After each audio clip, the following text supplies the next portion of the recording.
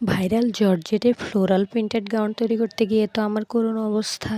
যাই হোক, একটা অ্যাটেম্প্ট নিয়েছি, দেখি কি হয়। কেমন আছেন সবাই? আশা করছি ভালো আছেন। আজকাল এই ফ্লোরাল প্রিন্টেড গাউনগুলো অনেক বেশি ভাইরাল।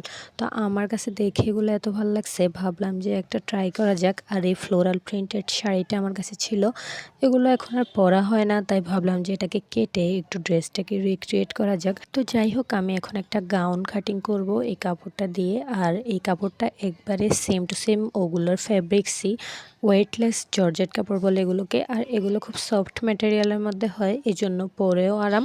আর সামারে সবথেকে বেশি এই আউটফিটগুলো ভালো যায়। তো আমি জাস্ট শর্টকাটে আমার আরেকটা গাউনকে এটার উপরে বসাই দিছি। এখন জামার বুকের পাটটা কাটবো আর কোমরের পাটটা সেটিং করব। তো এই চোরা বুদ্ধিটা কিন্তু খুব ভালো দেয়, যে একটা জামার উপরে জাস্ট আরেকটা জামা বসিয়ে ওটাকে কাটিং করে ফেলা। এটা সব থেকেই ইজি মনে হয় আমার কাছে। আর অত সময়ও নেই, বলেন সময় কই যে ফিতা দিয়ে মেপে মেপে কাটিং করব।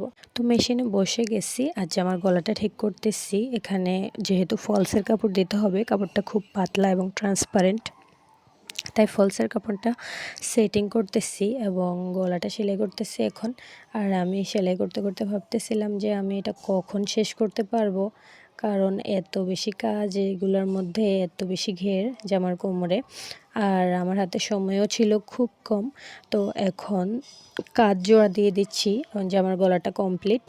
তো অপর সাইডের কাঁধটা জোড়া দিয়ে দিব, তারপর হচ্ছে দুটো হাতা লাগাই নেব।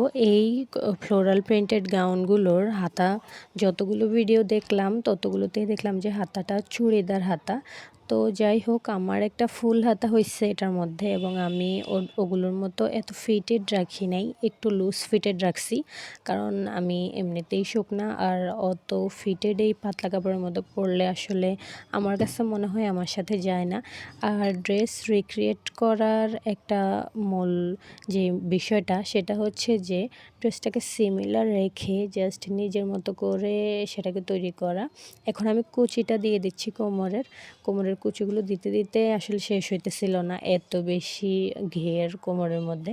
আর এটা পরে আসলে ঘুরে ছবি তুললে অনেক সুন্দর লাগবে, কিন্তু আমাকে কে ছবি তুলে দিবে বলে। তো যাই হোক, আফসোস করে কোনো লাভ নেই, আর জীবনে কোনো আফসোস রাখাও দরকার নেই।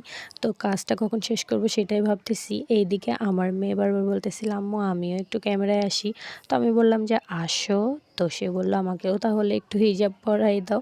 তারপর ওকে আনলাম, আর এটা ছিল যে আমার ফাইনাল লুক। তো ইনশাল্লাহ এটা পরে আমি নেক্সট টাইম পিকচার আপলোড করব, যদি কেউ দেখতে চাও। আর জামাটার টিউটোরিয়াল তো দেখাই দিছি, তবে ডিটেলস হয়তো বোঝানো হয়নি আসলে। ভাইরাল জর্জেটে ফ্লোরাল প্রিন্টেড গাউন তৈরি করতে গিয়ে তো আমার করুণ অবস্থা। যাই হোক, একটা অ্যাটেম্প্ট নিয়েছি, দেখি কি হয়। কেমন আছেন সবাই? আশা করছি ভালো আছেন। আজকাল এই ফ্লোরাল প্রিন্টেড গাউনগুলো অনেক বেশি ভাইরাল। তো আমার কাছে দেখে এগুলো এত ভালো লাগছে, ভাবলাম যে একটা ট্রাই করা যাক। আর এই ফ্লোরাল প্রিন্টেড শাড়িটা আমার কাছে ছিল, এগুলো এখন আর পরা হয় না, তাই ভাবলাম যে এটাকে কেটে একটু ড্রেসটাকে রিক্রিয়েট করা যাক। তো যাই হোক, আমি এখন একটা গাউন কাটিং করব এই কাপড়টা দিয়ে। আর এই কাপড়টা একবারে সেম টু সেম ওগুলোর ফ্যাব্রিক্সই, ওয়েটলেস জর্জেট কাপড় বলে এগুলোকে। আর এগুলো খুব সফট ম্যাটেরিয়ালের মধ্যে হয়, এই জন্য পরেও আরাম।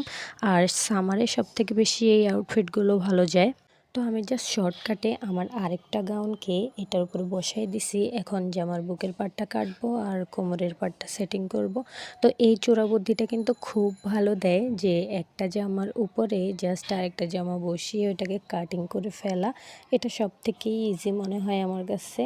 আর অত সময়ও নেই, বলেন সময় কই যে ফিতা দিয়ে মেপে মেপে কাটিং করব। তো মেশিনে বসে গেছি আর জামার গলাটা ঠিক করতেছি। এখানে যেহেতু ফলসের কাপড় দিতে হবে, কাপড়টা খুব পাতলা এবং ট্রান্সপারেন্ট, তাই ফলসের কাপড়টা সেটিং করতেছি এবং গলাটা সেলাই করতেছি এখন। আর আমি সেলাই করতে করতে ভাবতেছিলাম যে আমি এটা কখন শেষ করতে পারবো, কারণ এত বেশি কাজ এগুলোর মধ্যে, এত বেশি ঘের জামার কোমরে। আর আমার হাতে সময়ও ছিল খুব কম। তো এখন কাজ জোড়া দিয়ে দিচ্ছি, জামার গলাটা কমপ্লিট। তো অপর সাইডের কাঁধটা জোড়া দিয়ে দিব, তারপর হচ্ছে দুটো হাতা লাগাই নেব। এই ফ্লোরাল প্রিন্টেড গাউনগুলোর হাতা যতগুলো ভিডিও দেখলাম ততগুলোতেই দেখলাম যে হাতাটা চুড়িদার হাতা। তো যাই হোক, আমার একটা ফুল হাতা হয়েছে এটার মধ্যে, এবং আমি ওগুলোর মতো এত ফিটেড রাখি নাই, একটু লুজ ফিটেড রাখছি। কারণ আমি এমনিতেই শুকনা, আর অত ফিটেড এই পাতলা কাপড়ের মধ্যে পরলে আসলে আমার কাছে মনে হয় আমার সাথে যায় না। আর ড্রেস রিক্রিয়েট করার একটা মূল যে বিষয়টা, সেটা হচ্ছে যে ড্রেসটাকে সিমিলার রেখে জাস্ট নিজের মতো করে সেটাকে তৈরি করা। এখন আমি কুচিটা দিয়ে দিচ্ছি কোমরের কুচিগুলো দিতে দিতে আসলে শেষ হইতেছিল না, এত বেশি ঘের কোমরের মধ্যে। আর এটা পরে আসলে ঘুরে ছবি তুললে অনেক সুন্দর লাগবে, কিন্তু আমাকে কে ছবি তুলে দিবে বলে। তো যাই হোক, আফসোস করে কোনো লাভ নেই, আর জীবনে কোনো আফসোস রাখাও দরকার নেই। তো কাজটা কখন শেষ করব সেটাই ভাবতেছি। এইদিকে আমার মেয়ে বারবার বলতেছিল, আম্মু আমিও একটু ক্যামেরায় আসি। তো আমি বললাম যে আসো। তো সে বললো আমাকেও তাহলে একটু হিজাব পরাই দাও। তারপর ওকে আনলাম, আর এটা ছিল যে আমার ফাইনাল লুক। তো ইনশাল্লাহ এটা পরে আমি নেক্সট টাইম পিকচার আপলোড করব, যদি কেউ দেখতে চাও। আর জামাটার টিউটোরিয়াল তো দেখাই দিছি, তবে ডিটেলস হয়তো বোঝানো হয়নি আসলে।